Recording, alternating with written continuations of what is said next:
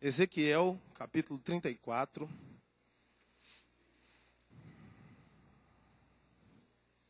Versículo 16.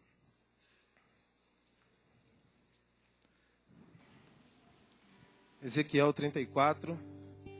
Vamos ler o 15 e o 16. Vamos lá. Diz assim: Eu mesmo serei o pastor do meu rebanho, e encontrarei um lugar onde as ovelhas possam descansar. Sou eu, o Senhor Deus, quem está falando. Procurarei as ovelhas perdidas, trarei de volta as que se desviaram, farei curativo nos machucados e tratarei das doentes, mas destruirei as que estão gordas e fortes, porque eu sou um pastor que faz tudo com zelo. Feche seus olhos nesse momento. Jesus é o seu bom pastor, que deu a vida por você, ovelha dele. E Ele está te procurando para te curar, machucado, ferido, abatido. Foi assim que você entrou aqui hoje? Você é alvo de Cristo. Jesus tem no seu olhar o poder de ler todos os corações. Os olhos de Jesus têm essa particularidade. Ele nos olha, mas Ele não se engana pela nossa face. Muitas vezes maquiada, muitas vezes adaptada, para não mostrar ao mundo as circunstâncias que vivemos, os grupos sociais onde estamos. Muitas vezes o nosso rosto, ele não mostra a realidade do que estamos sentindo. E nós até treinamos.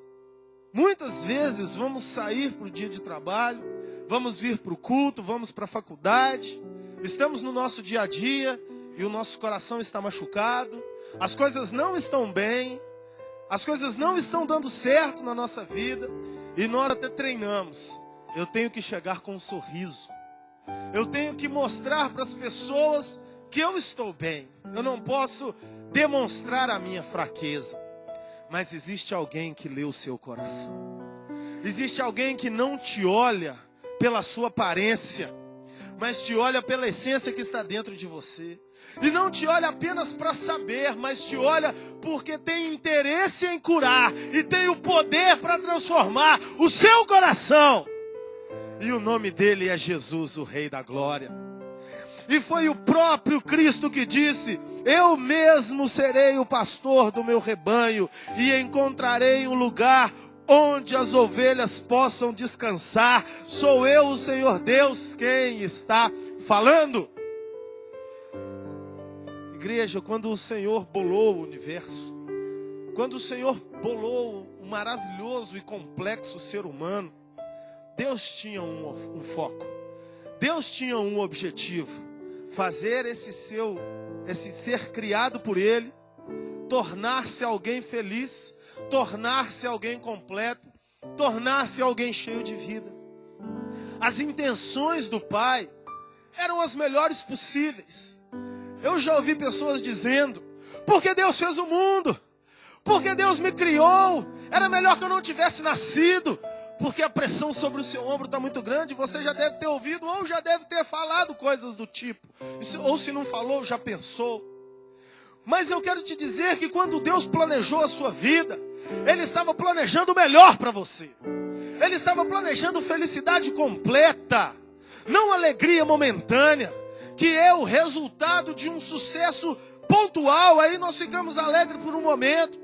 Deus estava pensando em mais do que isso, em te fazer feliz de manhã, em te fazer feliz de tarde, em te fazer feliz de noite, de madrugada, em todos os momentos da sua vida. Deus quer que você seja completamente feliz. Toda notícia, todo pensamento, todo conceito diferente desta verdade é mentira de Satanás. Tem pessoas que dizem: não, eu nasci para sofrer. Tem pessoas que acreditam que tem que carregar um karma. Isso é mentira do diabo. Deus fez cada um de nós para sermos completamente felizes. Ele planejou, Ele estudou, Ele pensou a melhor substância que Ele poderia construir a humanidade. Por isso Ele fez o homem do pó da terra. A matéria mais completa que existe é o pó da terra. O ouro não é tão completo como o pó da terra. O ferro não é tão completo como o pó da terra. O carbono, o diamante, qualquer substância da natureza não é tão completa em nutrientes como o pó da terra. Ele tem o poder, o pó da terra tem o poder de fazer a semente germinar. Pega um monte de ouro em pó, faz a experiência, põe uma caixinha, pega uma semente de feijão, põe lá dentro e fica 200 anos esperando ela brotar para você ver se nasce alguma coisa. Não nasce nada. Mas pega um pouquinho de pó da terra, coloca numa caixinha, joga uma sementinha de feijão lá dentro, que daí a 4, 5 dias você está vendo o broto sair dali. Porque a terra tem o poder de gerar vida. E foi esse material que Deus usou para fazer um ser completo, para fazer um ser totalmente feliz. E Deus, não satisfeito ainda, Ele quis ir mais além. Ele tirou um pedaço dele mesmo e colocou dentro daquele boneco de pó que ele tinha feito. E a Bíblia diz que quando Deus soprou nas narinas de Adão, ele se tornou alma vivente. Se tornar está implícito que é o resultado de alguma operação. É uma transformação. Nada se torna por si só. Se torna quando soma alguma coisa. Aí se torna outra coisa. E o pó da terra somado ao sopro, algo que se chama ruar, ou seja, a tradução melhor é um pedaço de Deus, estava dentro de Adão, o primeiro homem. E de Adão nasceu Caim, nasceu Abel, nasceu Sete, nasceu Enos, nasceu Enoque, e chegou até você e até mim. Então eu e você temos um pedaço de Deus dentro de nós. Nós temos o sopro do Espírito Santo dentro de nós. Porque o Rei da Glória decidiu nos fazer. Mas o maldoso, maquiavélico Satanás, com todo o seu ódio e a sua frustração contida por ter errado e perdido a sua posição, quis tomar da humanidade a essência de Deus. E através da única forma que ele consegue, o engano. E através do engano, ele conduziu Eva a pecar. Seduziu, jogou com as palavras, mentiu, porque ele perguntou para ela: o Senhor disse, Eva, que vocês não podem comer de nenhuma árvore do jardim. Deus não tinha dito aquilo para Eva. Deus disse para ela: da árvore do conhecimento do bem e do mal vocês não comerão. E quando Eva disse para a serpente: não, Deus não falou isso. A serpente tinha conseguido roubar a atenção de Eva para a árvore do conhecimento do bem e do mal, porque foi no galho daquela árvore que a serpente estava. Satanás sempre vai querer levar sua atenção para o lugar de queda na sua vida. Ele sempre vai querer virar os seus olhos para a derrota. Pense comigo, todos nós temos na nossa vida algo comum a todos: contas a pagar no final do mês. Mas nós não passamos a maioria dos nossos meses preocupados se o nosso orçamento vai dar para cobrir as nossas contas. E muitas vezes não entregamos ao Senhor os nossos dízimos e as nossas ofertas, não porque não amamos a Deus, não confiamos na igreja, não achamos que está tudo certo, mas porque temos medo do problema que será gerado por a falta de dinheiro para cobrir aquela conta. Muitas vezes isso não acontece com nós, igreja. Se nós pensamos assim, por que nós não podemos ousar pensar no melhor? Espera aí, o Deus que é o Deus da minha vida pode me prosperar para que eu pague não só essas contas, como qualquer outra que vier para a minha vida, porque Ele é o Deus que me sustenta. Eu vou entregar no altar o meu dízimo e a minha oferta, mesmo com contas a pagar, mesmo sem saber como eu vou fazer, porque eu tenho um Deus que pode me prover. Por que nós não pensamos assim? Porque a serpente está lá na árvore do conhecimento do bem e do mal, chamando a sua atenção. Ei, vai dar errado. Por que nós, quando nós estamos enfermos, doentes, com algum tipo de dor, nós ficamos abatidos e tristes? Por medo daquela enfermidade piorar. É ou não é, irmãos? Vai agravar. Qual vai ser o próximo diagnóstico? Será que esse remédio vai dar certo? E pessoas entram em depressão, entram em angústias terríveis, em cavernas profundas na sua alma, porque os seus pensamentos estão apegados ao pior. Mas por que nós não pensamos? Há um Deus que me cura. Há um Deus que pode todas as coisas. Há um Deus que me liberta. Há um Deus que direciona a minha vida. Há um Rei da glória, eu não tenho por que temer. Ainda que eu morra, a palavra diz: aquele que crê em mim, ainda que esteja morto, viverá. Por que nós não pensamos no melhor? Porque quando estamos com problemas no nosso casamento, a nossa mente vai sendo tomada e nós conseguimos apenas ver o problema. Aí você sai de casa de manhã para trabalhar e não consegue se despedir da sua esposa, porque você está com conflito com ela. E você passa o dia inteiro pensando nas coisas que ela te disse que desagradou. E vice-versa. Você, esposa que fica dentro de casa, fica o dia inteiro amargurando, sentindo o gosto do fel das coisas que o seu marido fez com você e que você não gostou. E a hora que ele chega em casa, ou a hora que vocês dois chegam em casa, você, mulher, chega do seu trabalho, você não consegue nem olhar na cara dele, porque ficou o dia inteiro amargando aquilo. Quem ficou colocando esses pensamentos na sua cabeça? A maldita serpente que está na árvore, no galho da árvore do conhecimento do bem e do mal, puxando a sua atenção para o errado. Porque a mesma mente que pensa nas coisas que te desagradaram, a mesma mente que amarga, a mesma mente que quer vingar e quer descontar, é a mente que pode pensar: o coração dela vai ser quebrado hoje. O coração dele vai ser quebrado hoje. O meu coração vai ser quebrado hoje. E quando eu chegar no final do dia, eu vou dar um sorriso, vou dar um abraço, vou dar um beijo e vou dizer: eu amo você. E todos os machucados e todas as mágoas do meu coração foram lavadas nesse dia pelo sangue do Cordeiro. Por que nós não pensamos assim, igreja? Porque tem alguém que quer tirar da nossa mente e do nosso coração a verdade que nos declara: em Cristo Jesus somos mais que vencedores. A vitória é sua. Quando Deus te fez, Ele planejou fazer alguém completo. Mas Adão errou, saiu da presença de Deus, perdeu a bênção, enfim. Deus não desistiu da humanidade. O Rafael ministrou aqui pelo Espírito de Deus. Deus não desistiu de você. Não importa o tamanho do pecado que você cometeu. Não importa o erro que você cometeu. Deus não desistiu de você. Ele não te olha pelo pecado, mas Ele te olha pelo sangue de Jesus derramado na cruz do Calvário. E esse sangue tem o poder de restaurar você, ovelha machucada.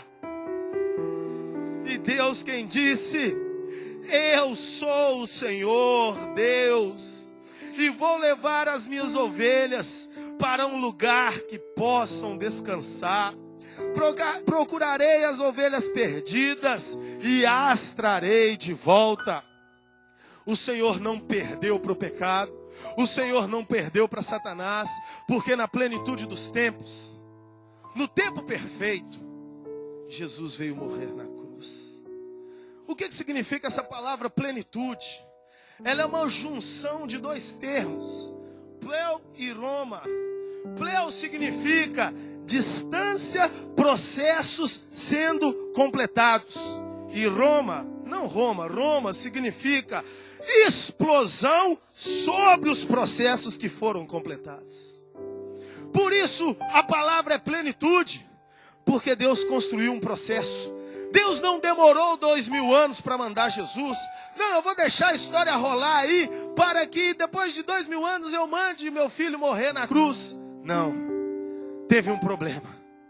Um problema existiu. E o Senhor nosso Deus, que é o Deus de guerra, Ele não desiste da batalha. Ele construiu o homem, a humanidade, e deu o livre-arbítrio. E o homem, a humanidade, de posse do seu livre-arbítrio, errou. Saiu da essência, saiu da rota. Mas Deus sabia que precisaria de acontecer um processo. E qual era esse processo? Alguém na rota teria que novamente acreditar na voz do Eterno, a despeito de qualquer outra voz. Então por isso, o Senhor começou a construir a história. E em Adão, houve outro homem que pecou, seu filho direto, que foi Caim. E quando Caim pecou, houve uma separação na genealogia de Adão. Porque Caim foi destituído da presença de Deus.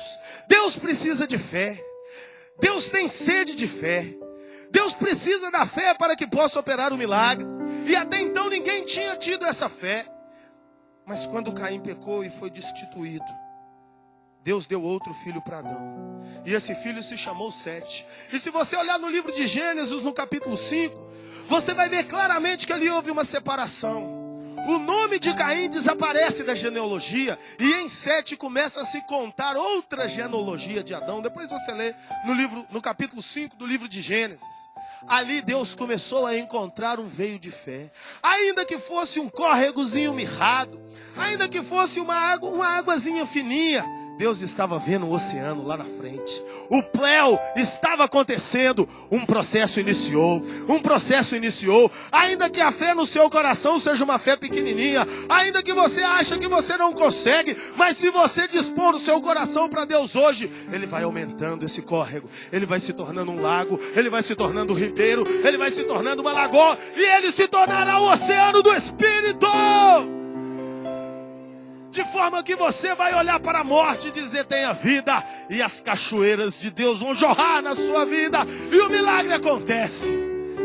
Essa é a perspectiva de Deus. Ele estava vendo aquele riacho. Ele estava vendo o pléu se desenvolvendo. E ele falava no seu coração: vai chegar o tempo do Roma. Vai chegar o tempo de concluir esse projeto e trazer uma explosão para o mundo, que é Cristo, a esperança da glória, para salvar todo aquele que nele crê, para que todo aquele que nele crê não pereça, mas tenha a vida eterna. O projeto da alegria completa está ainda acontecendo hoje. E na geração de Sete, Deus achou Abraão. E quando Deus achou Abraão, o córrego já estava bem mais largo. E Deus pôde falar com ele: Abraão. Abraão morava em Ur dos Caldeus. Ur dos Caldeus, se formos trazer para comparação no Brasil, seria Aparecida do Norte. Um lugar onde vivia da fabricação de ídolos. Vivia da fabricação de imagens. As comitivas de penitência que tinham em Ur eram gigantes. Quando você pega a história de Ur dos Caldeus, você acha tudo, menos Deus. Mas ali tinha um rapaz, filho de um dono de oficina de imagens, que produzia imagens para os inúmeros deuses daquela região.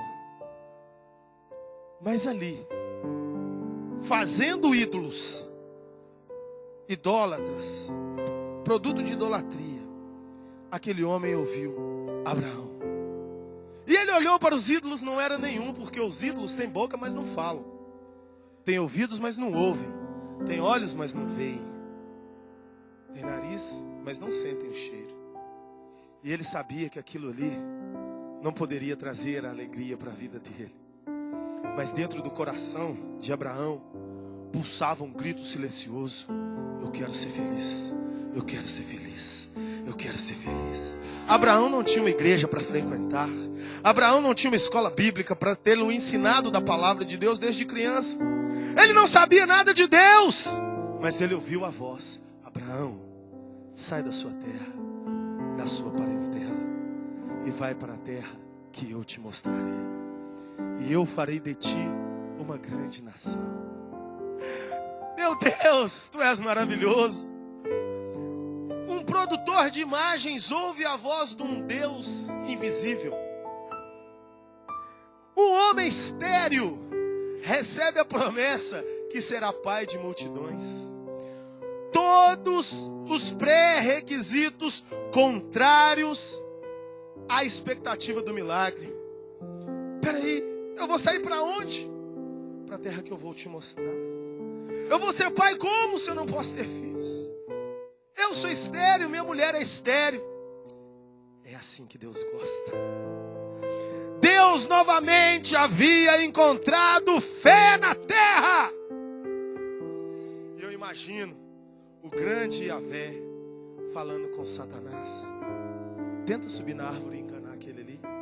Não, mas eu já enganei Eva. Mas eu estou seguindo o processo. Aquele ali vai sair. Imagina a mente de Abraão.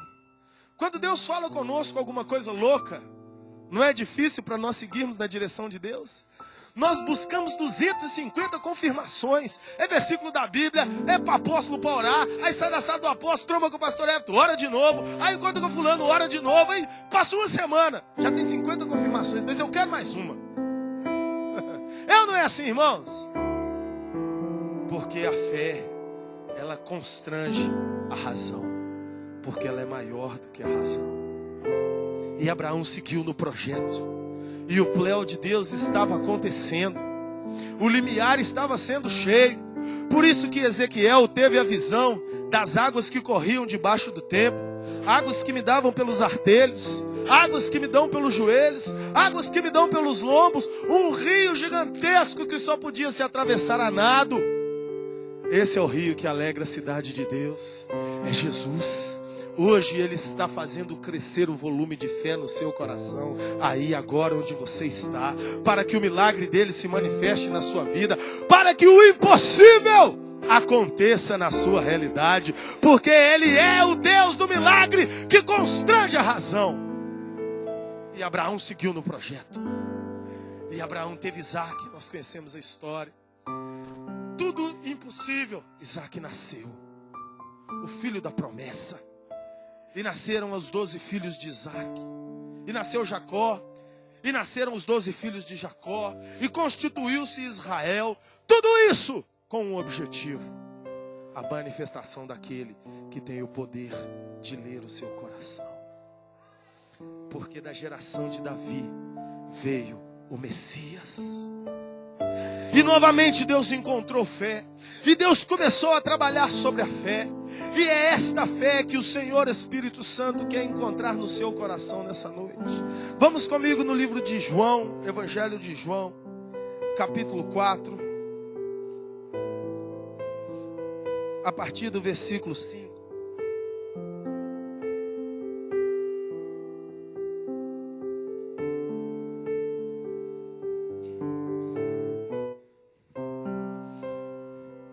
Esse limiar de Deus que estava sendo cheio, chegou e nasceu em Belém. Jesus nasceu. E de Belém ele foi para Nazaré. E de Nazaré ele saiu em todas as cidades daquela região, pregando e falando as boas novas de salvação. Com o único objetivo: trazer redenção, encontrar as ovelhas perdidas e machucadas. E nesse episódio pontual, maravilhoso do capítulo 4 do Evangelho de João, Jesus se encontra com uma mulher na beira do poço de Jacó, na cidade de Sicar, no país da Samaria. E Jesus tem uma conversa com essa mulher. E nessa conversa, Jesus revela para a humanidade o seu projeto de redenção. Vamos ler. A partir do versículo 5, acompanhe comigo na sua Bíblia. Ele chegou a uma cidade de Samaria, chamada Sicar, que ficava perto das terras que Jacó tinha dado ao seu filho José. Ali ficava o poço de Jacó. Era mais ou menos meio-dia, quando Jesus, cansado da viagem, sentou-se perto do poço. Uma mulher samaritana veio tirar água, e Jesus lhe disse: por favor, me dê um pouco de água. Os discípulos de Jesus tinham ido até a cidade comprar comida. A mulher respondeu: o Senhor é judeu, eu sou samaritana. Como é que o Senhor me pede água? Ela disse isso porque os judeus não se dão com os samaritanos. Então Jesus disse: se você soubesse o que Deus pode dar a quem é que está lhe pedindo água, você pediria e ele lhe daria a água da vida. Ela respondeu: Senhor, não tem balde para tirar água, e o poço é fundo. Como é que vai conseguir essa água da vida? Nosso antepassado Jacó nos deu este poço. Ele, os seus filhos e os seus animais beberam água daqui. Será que o Senhor é mais importante que Jacó? Então Jesus disse: quem beber desta água terá sede de novo. Mas a pessoa que beber da água que eu lhe der nunca mais terá sede, porque a água que eu lhe der se tornará nela uma fonte de água que dará vida eterna. Que dará vida eterna. Então a mulher pediu: por favor, me dê dessa água. Assim eu nunca mais terei sede e não precisarei mais vir aqui buscar água. Vá chamar o seu marido e volte aqui, ordenou Jesus. Eu não tenho marido, respondeu a mulher. Então Jesus disse: você está certa ao dizer que não tem marido, pois já teve 5, e este que você tem agora não é de fato seu marido. Sim, você falou a verdade. A mulher respondeu: agora sei que o Senhor é um profeta. Os nossos antepassados adoraram a Deus nesse monte, mas vós, judeus, dizem que em Jerusalém é o lugar onde devemos adorá-lo. Jesus disse: mulher, creia no que digo. Chegará o tempo em que ninguém vai adorar a Deus, nem neste monte, nem em Jerusalém. Vocês, samaritanos, não sabem o que adoram, mas nós sabemos o que adoramos, porque a salvação vem dos judeus. Mas virá o tempo, e de fato já chegou, em que os verdadeiros adoradores vão adorar o Pai em espírito e em verdade, pois são esses são as ovelhas machucadas, que o Pai quer que o adorem. Deus é espírito, e por isso os que o adoram devem adorá-lo em espírito e em verdade. Vamos acompanhar a inteligência espiritual desse acontecimento. Essa mulher era uma mulher samaritana. Samaria significa para Israel a rebeldia contra Deus. Porque quando Israel foi dividido, em Samaria construíram um outro templo, instituíram outro sacerdócio e começaram a adorar deuses estranhos. E o povo de Israel virou as costas para Samaria. Porque Israel não é o limiar completo. Israel é parte do processo.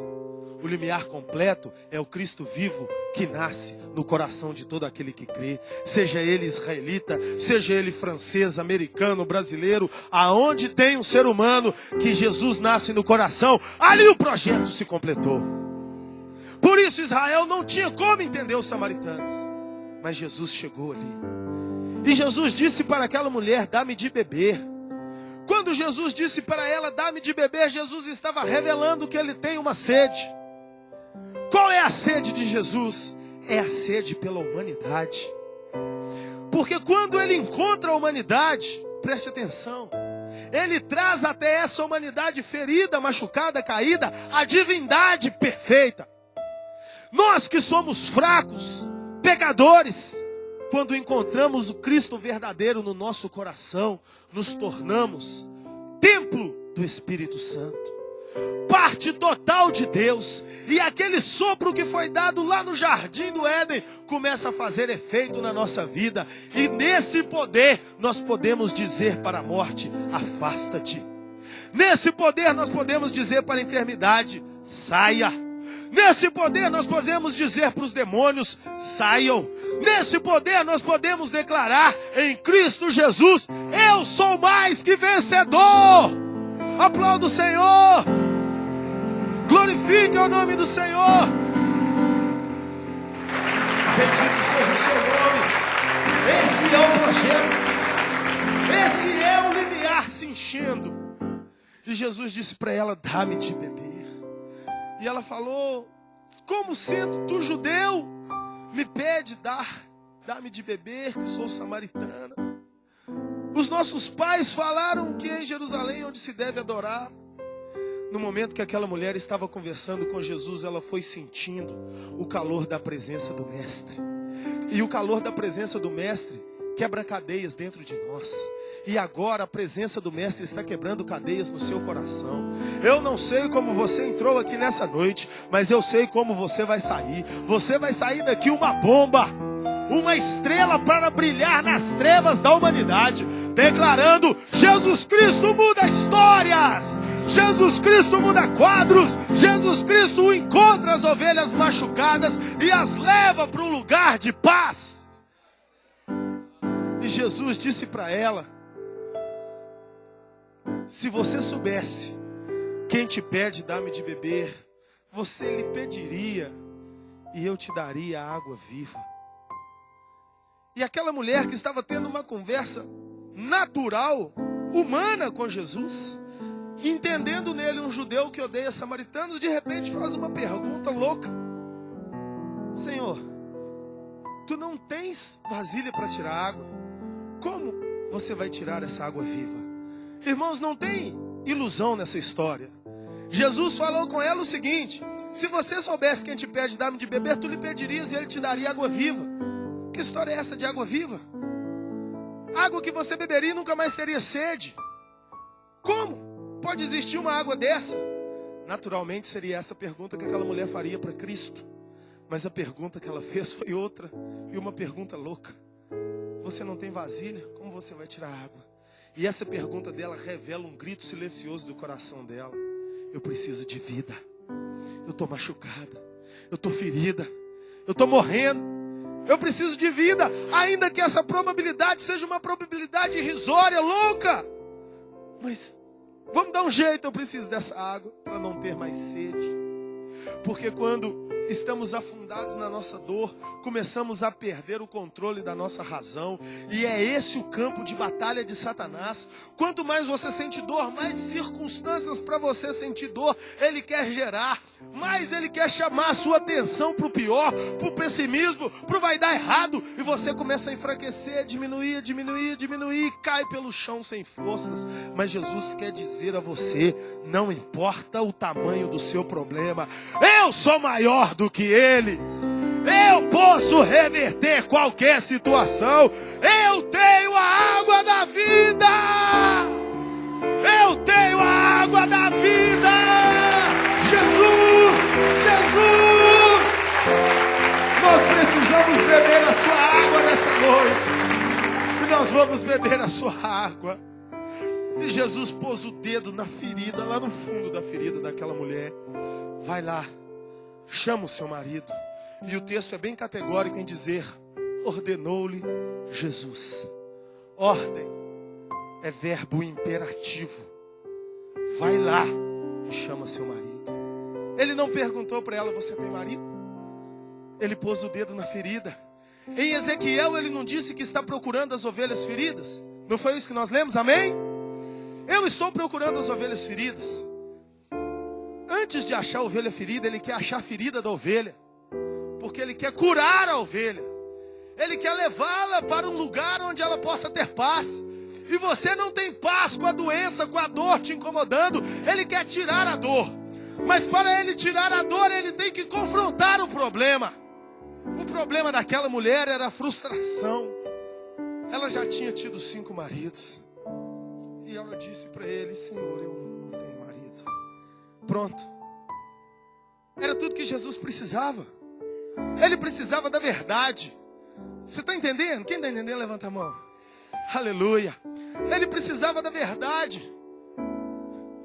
Ele precisava da sinceridade. Qual é o seu problema, igreja? É um vício? Conta para Jesus.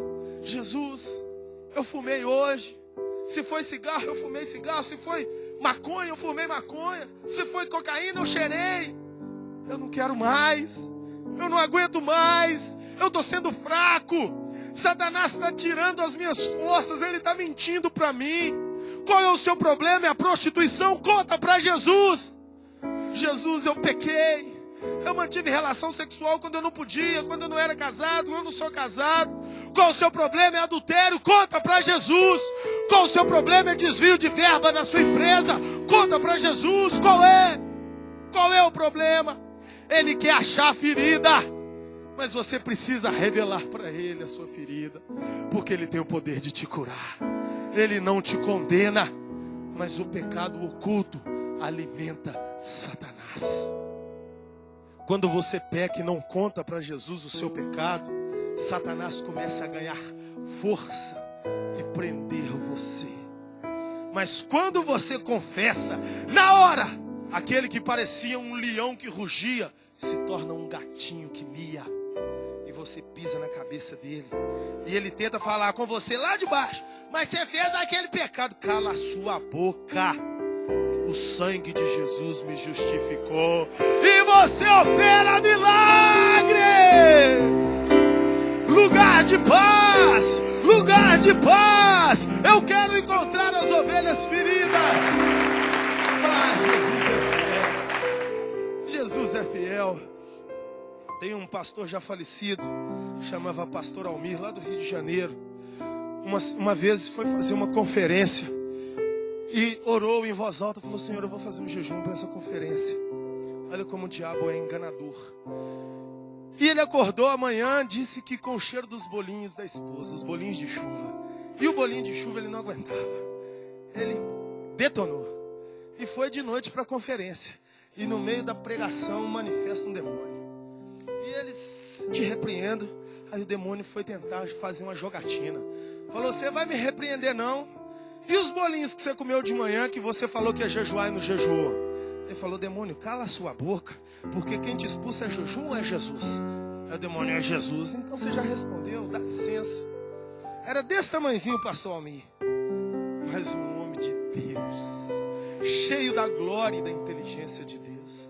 Então quando você revela, abre a sua vida para Deus, Ele cura a sua ferida. Vai lá e traz aqui o seu marido. E ela... Para uma mulher assumir isso para um homem, era assinar um atestado de prostituta. Porque uma mulher que não tinha marido, naquela época, naquela região, naquele contexto social, ela era tida como prostituta. Por isso que as mulheres aceitavam casar-se com homem que já tinha outras mulheres. Tudo errado, mas elas aceitavam aquilo por causa do contexto. Porque mulher que não tinha marido era descartada. E quando ela assume aquilo para Jesus, ela assumiu todo o seu opróbrio. Ela abriu a sua ferida e disse: eu não sei quem é você, mas eu preciso de cura. Eu estou desesperada. E Jesus mexeu no problema. Bem disseste que não tem marido, porque 5 maridos já estiveste. E o que é homem que agora vive com você não é o seu marido. Piora a situação. E ela, quando Jesus diz aquilo para ela, ela diz: mestre. A conversa dá um upgrade. Ela sai da terra e vai para o céu. Mestre, vejo que tu és profeta. Vejo que tu és profeta. Os nossos pais disseram... Vocês estão entendendo como é que a conversa muda totalmente? Ela estava falando de água, de vida, de marido, e ela vai e fala de adoração. Meu Deus! Nossos pais disseram que era nesse monte, e os judeus dizem que é em Jerusalém. Jesus disse: os judeus estão certos, porque a salvação vem dos judeus. Quem era a salvação? Ele, o pleroma, o limiar completo. Ele era o aroma de Deus. Ele era a explosão do processo. É a mesma explosão que está presente aqui hoje e que vai transformar a sua vida hoje, agora, em nome de Jesus. Ele é a salvação. Ele é a salvação. Está assentado no trono. Está entronizado acima dos querubins. Ele disse para ela: eles estão certos. A salvação vem dos judeus. Mas tem um momento que nem aqui nesse monte, nem em Jerusalém. Olha como Jesus é. Ele falou: eles estão certos, a salvação vem dos judeus. E ele continua na frase: mas tem um momento, vai chegar, e já chegou, que nem em Jerusalém, nem aqui adorarão ao Pai. Mas só acabou de falar que estava certo, e agora não é em Jerusalém? Eu achei que era em Jerusalém. Não.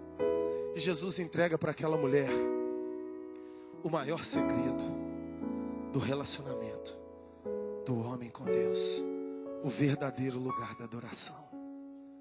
Ele é em espírito, ele é em verdade. É um lugar secreto. Interessante que Deus não entregou esse segredo para o grande apóstolo Paulo. Deus não entregou esse segredo para o grande apóstolo Lucas, para o grande João, para o grande Pedro, para nenhum dos rabinos judaicos, para nenhum mestre da terra. Ele entregou esse segredo para a mulher de Sicar, que tinha tido 5 casamentos frustrados e estava morando com um cara que não era seu marido. E aos olhos da sociedade era a ovelha ferida das feridas. Mas ele veio encontrar a ovelha ferida. Ele veio encontrar a ovelha ferida. Ele veio encontrar os problemáticos. Ele veio encontrar os sem solução. Porque Ele é a solução. Ele te coloca na posição de mais que vencedor. Ele te coloca na posição de cheio da presença de Deus. Eu mesmo vou buscar as minhas ovelhas e as levarei para o lugar de paz. E naquele momento, o texto continua dizendo, depois vocês leem o texto em casa, terminam de ler capítulo 4 de João. Quando Jesus diz aquilo para aquela mulher, os discípulos chegam e dão um silêncio. E o texto diz assim, os discípulos estranharam por Jesus estar conversando com a mulher, mas não falaram nada. Os discípulos estranharam por 2 motivos. Motivo número 1, aquele horário não era horário de mulher estar no poço. As mulheres iam no poço cedinho, quando o sol estava fraco, 6, 7 horas da manhã, acabava o movimento do poço. Porque vai na região de Sicar, lá onde é hoje, lá na região de Jerusalém, e tenta ficar debaixo do sol de meio-dia, com uma lata d'água na cabeça. Não há quem aguente. Você perde as forças do corpo. Mas aquela mulher ia a esse horário porque ela tinha vergonha de ir no horário que as outras mulheres iam. Porque sabe como ela seria chamada? Lá vem aquelazinha de 5 maridos e mora com um cara agora. Entendeu o tamanho da ferida? Qual a vergonha que você tem pelo seu problema? O dela era maior. E Jesus está aqui para te curar do mesmo jeito que curou ela. E o segundo motivo que eles estranharam por Jesus estava conversando com aquela mulher. Eles sabiam da fama daquela mulher na cidade de Sicar. Porque a cidade de Sicar devia ser do tamanho da Avenida São Paulo. A cidade, olha lá se não fosse menor. Uma mulher com 5 ex-maridos seria falada no bairro, não seria não, pessoal? Sim ou não? Mas com essa mulher, que coisa estranha. Mas os discípulos ficaram calados. Quando ela vê os discípulos chegando, Jesus ali, ela sai de cena.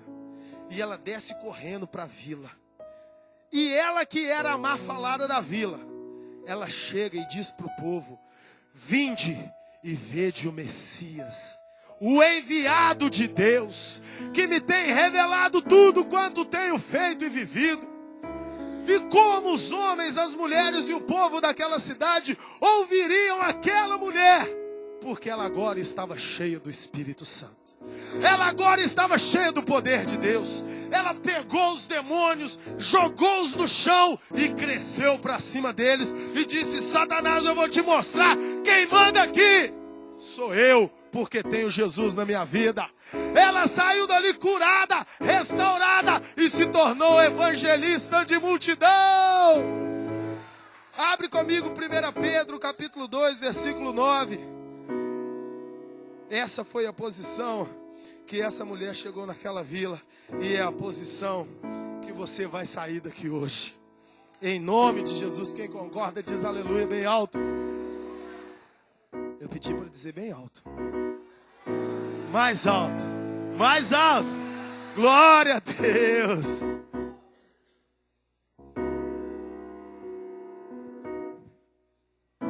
Mas vocês são raça escolhida, os sacerdotes do rei, a nação completamente dedicada a Deus, o povo que pertence a Deus. Vocês foram escolhidos para anunciar os atos poderosos de Deus, o Deus que os chamou da escuridão e das trevas para a sua maravilhosa luz. Ele ainda está fazendo a humanidade completamente feliz e cheia do poder de Deus. Aquela mulher chegou na beira daquele poço destruída, ovelha ferida e machucada. Mas o pastor de todos os pastores veio achar aquela ovelha aquele dia. Aquele meio-dia, sol a pino. Ele abriu a ferida. Ele colocou o bálsamo de Gileade. E ele curou aquela mulher. E ela saiu dali. É assim que Deus faz, irmãos. É assim que Deus faz. Deus tem o milagre à pronta entrega. Receber o milagre de Deus não é igual comprar alguns carros maravilhosos aí que você compra e tem que esperar 60 dias para chegar. Não, Com Deus é na hora. Abriu o coração, creu, é na hora que acontece o milagre. É na hora. Aquela mulher chegou ali ferida, machucada e destruída. Mas o Cristo que tem nos olhos o poder de ler os corações, encontrou fé ali. E bebeu da água que ele tem sede, que é a humanidade, para quem ele veio morrer. E deu de beber àquela mulher da água que ele pode dar, a divindade. A Bíblia nos conta que quando Cristo morreu, o soldado furou o seu lado para cumprir a profecia que estava escrito. Furaram o seu lado. Interessante que o texto de Marcos diz: para que se cumprisse a profecia, o soldado furou o seu lado. Só isso. Mas depois o texto diz: e do seu lado escorreu sangue e água. A profecia não dizia que iria escorrer água. Ela dizia que o lado seria furado. Mas sabe por que o lado foi furado? Para que a água da divindade escorresse sobre a humanidade perdida. Porque quando você, imperfeito e fracassado, bebe da água da divindade, você se torna limiar completo, plenitude de Deus, e se enche da divindade e começa a ser alguém diferenciado nessa terra. Os problemas estão aí, as lutas estão aí, os conflitos estão aí, as dificuldades estão aí. O que mudou é a forma que você os vê. A partir de hoje, você não vai se ver mais como vítima de Satanás, mas você vai se ver como um problema para Satanás. Eu sofri um grande ataque de Satanás mês passado. E no meio daquela situação, eu saí para caminhar, firme em Deus, que Ele transforma a maldição em bênção. E foi um ataque de ameaça de morte, de situações terríveis, satânicas. E eu estava andando e caminhando, o Espírito Santo falou ao meu coração: dá um recado para Satanás agora. Eu falei: sim, Senhor. Fala com ele que ele só conseguiu uma coisa: piorar a situação dele. Porque a partir de agora, você vai ver o tamanho da vitória que eu vou te dar nessa situação. E eu falei: Satanás, você só conseguiu um problema. Você só conseguiu uma coisa: piorar a sua situação. E essa situação foi um conflito familiar. E não se passou um mês. Aquela pessoa que estava endemoniada, gritando e cheia de razão, me ligou como um gatinho miando. Foi em Belo Horizonte, não foi aqui não. Me ligou como um gatinho miando. Eu te amo. Me perdoa. Você tem razão. Eu quero Jesus. Aplauda o Senhor. Ele muda situações. Ele fecha a boca de Satanás.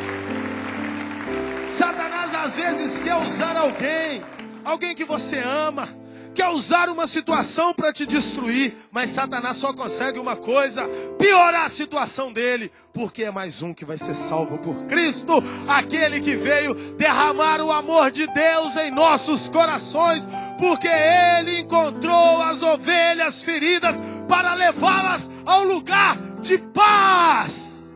Fique de pé em nome de Jesus. Aleluia.